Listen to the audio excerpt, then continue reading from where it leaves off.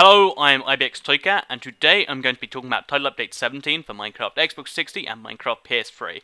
So you might be thinking Title Update 16 has just been announced as a bug fix and it's coming out somewhat soon. So Title Update 17 is months away. How am I going to be confirming all of the cool features, including the mobs, the wither skeletons, etc., without being able to, be able to confirm it because it's months away, it hasn't even been done yet.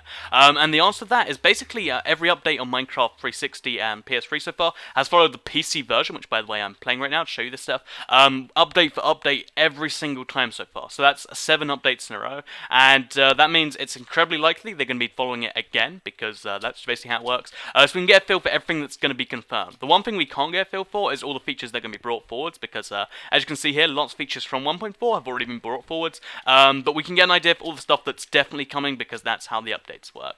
So I'm going to be talking about, as well as the features in it, I'm going to be talking about the release date, and I'm going to give you a general vibe for it and show you stuff generally. Close to the time, I'll give you full-on tutorials, because some blocks, like the beacon, you can see there, are really, really complex, and the wither's a little bit, complex too. But I can give you the basic idea of what's going on here. So Title Update 17 is basically a pretty big mob update. So, if you're wondering where I'm getting that information from, basically a lot of the things being brought forward into it are going to be mobs. So if you look at all the features that we've got so far in Title Update 14, you can see loads of the 1.4 features already got brought forward. But then nothing's to do with mobs. It's just the anvil, we've got the walls, enchanted books, carpet, we've got flower pots, nether quartz. We've got so many things, but none of the mobs have been brought forward. So this is going to be a big mob update for console, which is a good news. And I'm going to show you all the mobs right now. So first of all, you've got the witch. So these things spawn in witches' huts, which are found rarely about the land, so they'll probably be pretty common on Xbox, because obviously small world, and basically they use potions, as well as just being, basically an MC villager that looks like a witch. They throw, whatchamacallums at you, they throw potions at you, which have various effects, and when killed, you can get random potions from them, so they're pretty good ways to farm potions, I guess. So as you can see, I killed her that time, I got sugar, which isn't actually very useful. But if you kill them enough, you'll get some rare potions, and they've got some of the cooler drops in the game. As you can see, that one had a potion in his hand, but didn't drop one. I'll keep killing till I get some potion, just to show you that it is entirely true. There we go. So we got a stick that time. That's horrible. You get the point, though. They drop potions, potion ingredients, and if you can find, a witch hut, then they're a good place to start spawn, camp for enchantments, basically. Not enchantments, potions. Because making potions can be difficult for some people, and just killing them instead is an easy way. There's a passive mob being brought into the game, which is really, I don't really see the entire point of, which is the bat. So the bat is a tiny thing that you find in caves. They really just screech at you and kind of hint where new mobs are. Besides that, though, they don't have a whole bunch of point. They exist in peaceful, though, so if you're a peaceful guy, you've got a little bit of changed scenery, which is nice, considering you get, like, 4 mobs right now. So yeah, they're the 2 mobs that you'll find in the overworld. The witch is rarely found in the witch huts, and bats just kind of randomly spawn, mainly in caves. And let's go to the wither so I can show you the other 2 mobs being brought in the game. So the first one is, it doesn't actually have its own spawn egg, it's just the wither version of the current mob, but it's one that's no doubt notorious, and you know what I'm going to be talking about. It's the wither skeleton mob. So there we go. Accidentally spawned a regular one there. So the wither skeleton, as you can see, compared to a regular skeleton, is much, much, much taller. So it's maybe, 20, 30, 40% taller. Plus he has a sword instead of a bow. So this means that if you do attack him, he isn't going to, be following you with an arrow and doing annoying stuff. But it does mean he does a lot of damage, and he does withering stats effect on you, which is pretty dangerous. So yeah, these are probably the hardest single mob in the game to fight. If you get 3 of them on you, you're probably going to die. And they present a lot of challenge. So they're found in nether fortresses. You can see one right here. Kind of just rarely on this stuff, so if you look around you can just randomly find one, but I'm just going to show you how combat goes with them.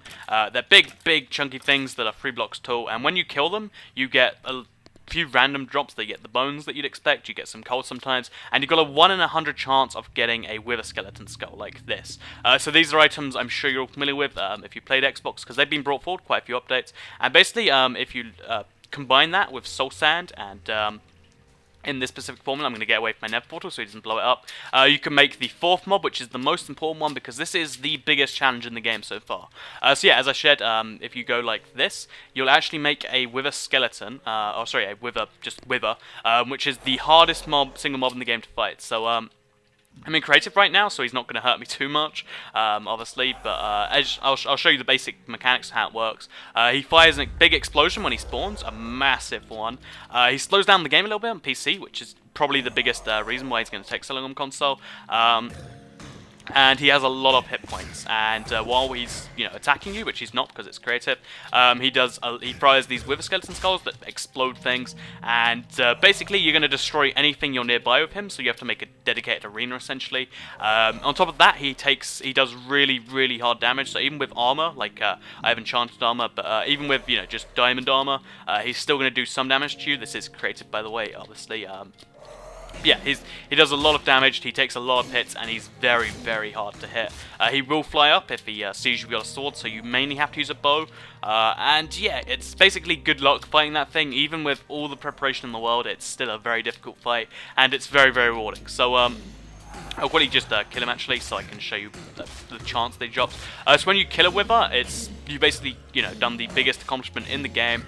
This is essentially a replacement for the Ender Dragon, because the Ender Dragon's fairly easy to kill. Like you only have to put a few hours into the game. This is like a 20-30 hour thing, and when you kill him, you get one of the most important end games items, which is the Nether Star. So that is a Nether Star. Also, you can find them in the overworld. I'm just using the Nether because I just happen to be here anyway, But yeah, so I got 2 Nether Stars for that, which are, as I said, perhaps the rarest item in the game. They're not really rare, but they're one of the hardest to get items in the game. If you have these, it's a sign of it's a really good sign. And I'm gonna quickly put one on this item frame there just to show you. It's magical. But yeah, so now once you've got one of these, you can combine it with glass and obsidian, and you'll make a beacon block. So once you've got the beacon block, this is the start of a beacon.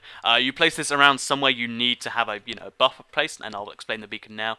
And if you then use diamond blocks around it, which by the way it requires a lot of diamonds. So even for the most simple version, which is this one I've got here, you require a whole what would that be, 8 times 9. So you need 72 diamonds just for the most basic version of the beacon. But this is a very good endgame item. So what it does is if you put a diamond into it, it will give you 1 of 4 or 5 abilities, which you actually need some extra blocks for. So for this one, you need to have a 4 high pyramid of diamond blocks, which is going to be a ridiculous amount of diamonds, so good luck diamond farming for those. But that gives you strength. If you want to get speed or haste, which is mining blocks faster, you just need this basic pyramid, and once you put a diamond in, and then I say I want speed, or I guess I could go regeneration after, but we'll go speed, because it's just something that happens. Now when you're around this, you have speed. So I'm in creative, so I'll just quickly go out of creative, and I'll show you. If you look, while I'm around this thing, I should have speed. But yeah, that's how it basically works. It's very much a cool little feature. It gives you a really cool, speed boost or haste or whatever you want around it, and you require a lot of blocks to make them work. So you'll always be doing something in survival with the beacons. It's basically just a cool update that gives you infinite things to do if you're a survival guy like me. Also, it seems it's not actually working properly. I must have got the configuration wrong. But you get the basic point of it. It's really cool. I think you put that on top of the top rather than as being the top. But yeah, whatever. That's the beacon. It's the coolest block in the game because of the fact that it's so hard to get, and you can do so much cool things with it, but then they take a lot of effort. But yeah, so I hope you enjoyed this little video on the internet. If you did, you can like it and let me know. I'm actually going to quickly talk about the release date, because that's something a lot of people are going to ask after all this cool stuff, like wow, when am I going to be able to fight all these bosses? Basically it usually takes about 4 months to push out an update. They're going to be working on the next gen consoles though, so if you want to give, my prediction is going to be somewhere in the September-October range. I'd like to see it in August. That'd be really great, but I don't think it's entirely likely. So September or September or October sort of region is where I expect it to come. Lots and lots of cool features so far. I'll be doing more specific stuff close to the time. Like the video if you liked it, share it, and let people see the Title Update 17 stuff. Thanks for watching, and goodbye.